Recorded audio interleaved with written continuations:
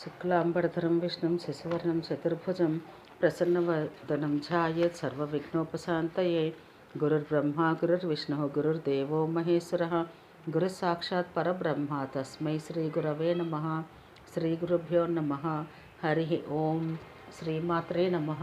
ఓం శ్రీ శివాయ గురవే నమః. వ్యాసాయ విష్ణురూపాయ వ్యాసరూపాయ విష్ణవే నమో వై బ్రహ్మనిధయే వాసిష్ఠాయ నమో నమః. అన్నయూ గంగలే సముద్రమునకు చేరబోవునవి, అవి అన్నయూ విశ్వమునకు తల్లులు. అంతేకాక ఉపనదులను నూర్ల కొలదియు వేల కొలదియు కలవు. ఇవి కురు పాంచాల దేశంలో జాంగల దేశంతో కూడినవి. సేన దేశము, భద్రకారము, బోధము, శతపథేశ్వర్లతో కూడిన వత్సదేశము, కినష్టము, కుల్యము, కుంతలము, కాశీకోశములు ఈ దేశంలో పక్కన తిలింగ దేశము, వృక దేశముతో కూడిన మగధ దేశమును కలవు. ఈ విధంగా మధ్యదేశంలోని జనపదముల గురించి చాలా వరకు తెలుపబడినవి. సహ్యపర్వతమునకు ఉత్తరమున గోదావరి ఉన్న ప్రదేశం మొత్తం భూమిలో రమ్యమైన ప్రదేశం. అచ్చట గోవర్ధన పర్వతం కలదు. అది ఇంద్రునిచే నిర్మించబడినది. పరశురాముని సంతోషమునకై ఇది స్వర్గముగా చేయబడినది. భరద్వాజముని చేత శ్రీరాముని సంతోషముకై వృక్షములో ఓషధులు అవతరించబడినవి. ఆయన చేత అంతఃపుర వన ప్రదేశం మనోహరంగా సృష్టించబడినది. వాహ్లికములో వాడధామములు, అభిరుముదుములు, కాలతోయకములు, అభిరములు, కాలతోయకములు, అపరీతములు, శూద్రములు, పహ్నవములు, చర్మఖండికములు, గాంధారములు, యవనములు, సింధు, సావేరి, భద్రకములు, శకములు, వ్రాదములు, కులిందములు, పరితములు, హర్షపూరితములు, రమటములు, రద్దకటకములు, కేయులు, దశమానికములు, క్షత్రియోప నివేశములు, వైశ్య శూద్ర కులములను, కాంభోజములు, దరదములు, బర్బరములు, ప్రియ కౌశికములు, పీనములు, తుషారములు, పహ్లములు, బాహ్యతోదరములు, ఆత్రేయములు, భరద్వాజములు, ప్రస్థలములు, కేసరకములు, లంపాకములు, స్తనవములు, జహుడములతో కూడిన పీడికములను, అపగములు, అలియచూలికములు, ఆహుకములు, పూర్ణదర్పులను అను ప్రదేశములు ఉదీచ్య దేశము. ఇక ప్రాచ్య దేశములు వినడు. ఆంధ్రవాకములు, సుజరకములు, అంతర్గిరి, బహిర్గిరులు, ప్రవంగ వంగేయములు, మాలదములు, మాలవర్తి దేశములు, బ్రహ్మోత్తరములు, ప్రవిజయులు, భార్గవములు, గేయమర్ధకములు, ప్రాగ్జ్యోతిషములు, ముండములు, విదేహములు, తామ్రలిప్తకములు, అలములు, మగధములు, గోవిందములు ఇవి ప్రాచ్యదేశములు అనబడినవి. ఇక దక్షిణాపథమున ఉన్న ఇతర దేశములో పాండ్యము, కేరళములు, చౌల్యములు, కుల్యములు, సేతుకములు, మూషికములు, కుమ్మనములు, వనవాసికములు, మహారాష్ట్రములు, మాహిషకములు, కళింగములు, చౌషికములతోడి అభిరచులు, వరములైన ఆటవ్యములు, పులింగములు, వింజమూలికములు, దండకములతోడి వైదర్భములు, పౌనికములు, మౌనికములు, అస్మకములు, భోగవర్ధనములు, నైర్నికములు, కుంతలములు, ఆంధ్రములు, ఉద్భిదములు, నీలికాలికములు ఇవి ప్రాచ్య దేశములు. ఇక తక్కిన దాక్షిణాత్య దేశములను వినడు. శూర్పకారములు, కోలవనములు, కాళీతకములతోడి దుర్గములు, పురేయములు, సురాలములు, తాపసములతోడి రూపసములు, సురసితములు, సమస్త పరక్షరములు, నాసికములు, అంతర నర్మదములు, భానుకచ్చములు, సమములు, హేయములు, శాశ్వతములతోడి సహసములు, కచ్చీయములు, సురాష్ట్రములు, అర్బుదముతోడి అనర్ధములు అనునవి చక్కగా చుట్టి ఉన్న దేశములు. వింఛవాసి దేశములను వినడు.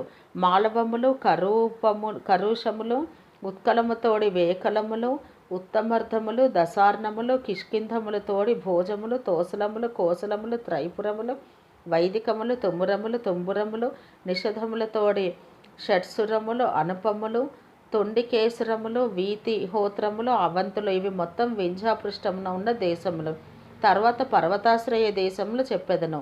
నిగర్హరములు, హంసమార్గములు, క్షుపణములు, తరంగణములు, కసములు, కుశప్రావరణములు, హరాణములు, బహుదకములతో కూడిన దర్వములు, త్రిగర్తములు, మాలవములు, తామసములతో కూడిన కిరాతములు భారతదేశమున 4 యుగములని పండితులు తెలియదురు. అవి కృతయుగము, త్రేతాయుగము, ద్వాపరయుగము, కలియుగము అని 4ంటిని గురించి వాని యొక్క స్వభావము ముందు చెప్పెదను వినడు. భువన విన్యాసము 11. సూతుడు అనెను. ఇది విని ఋషులు సమాధానం వినగోరిన వారే సంతసంతో లోమహర్షుని ఋషులు ఈ విధముగా అడిగిరి.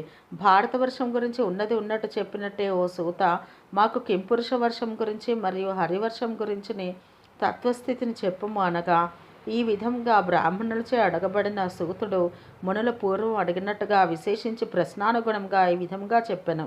ఓ బ్రాహ్మణులారా, మీరు వినగోరినది సంతోషంతో వినడం. ప్లక్షఖండము అను కింపురుష దేశం చాలా గొప్పది. అది నందనవనమును పోలి ఉండును. కింపురుష దేశమున మానవుల స్థితి 10,000 ఏండ్లు. అచటి మానవులు బంగారు వన్నెగలవారు, స్త్రీలు అప్సరసుల వలె అందగత్తులు. వారు అందరూ రోగములు లేనివారు, దుఃఖము లేనివారు, నిర్మలమైన మనస్సు కలవారు. అటా మానవులు కాచిన బంగారు కాంతి గలవారై పుట్టుదురు. ఆ పుణ్యమైన కింపురుష దేశమున తేనెలు వహించి మంగళకరమైన ప్లక్ష చెట్టు కలదు. కింపురుష దేశవాసులందరూ దాని ఉత్తమరసమని త్రావుదరు. కింపురుష దేశం తర్వాత హరివర్షం దేశం గురించి చెప్పెదను. అచట మానవులు బంగారు కాంతి గలవారై పుట్టుదురు. అంతటిను వారు దేవలోకం నుండి జారిన వారై దేవరూపులుగా ఉందరు. హరివర్ష దేశమున మానవులు అందరూ శుభమైన చెరుకు రసం తాగుదురు. హరివర్ధము అను మానవులు సంతుష్ట మనస్కులై 11,000 ఏండ్లు జీవింతురు. అచట నరులను ముదిమి బాధింపదు, వారు క్షీణింపరు. నాతో ఇంతకు ముందు ఇలావృత వర్షం దేశం చెప్పబడినది. అచట సూర్యుడు ప్రకాశించడం, మానవులు క్షీణించరు. ఇలావృత దేశమున చంద్రసూర్యుల ప్రకాశం ఉండదు.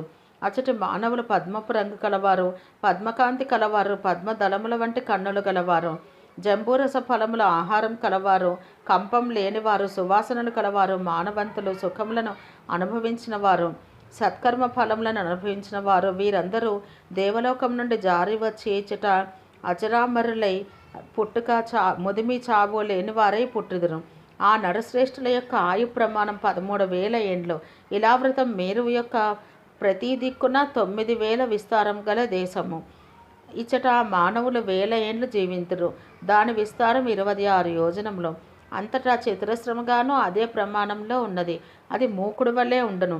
మేరువు యొక్క 9,000 యోజనముల పరిమితమైన పశ్చిమ భాగమున గంధమాదన పర్వతం కలదు. అది ఉత్తర దక్షిణములుగా నీల నిషేధ పర్వతములు వరకు 34,000 యోజనములు పొడవు కలదు. భూతలం నుండి 40,000 యోజనముల ఎత్తు పెరిగినవి. 1000 యోజనముల వరకు భూమిలో మునిగినది. ఇది 1000 యోజనముల వరకే విస్తారంలో నిలిచి ఉన్నది. తూర్పు వైపుగా ఉన్న మాన్యవత్ పర్వతం అంతే, అనగా గంధమాదనం అంతే ప్రమాణం కలది.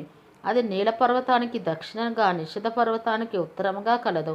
వాటి మధ్యలో మహామేరు పర్వతము మంచి ప్రమాణం కలదిగా చెప్పబడినది.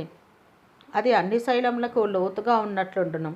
దాని విస్తారం కూడా అంతే ప్రమాణం కలదు. పొడవున 1,00,000 ప్రమాణం కలదని చెప్పబడినది.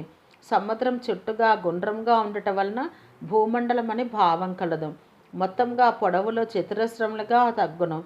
చదుకము చే చుట్టబడినది మధ్యనున్నవి వేరు అగును.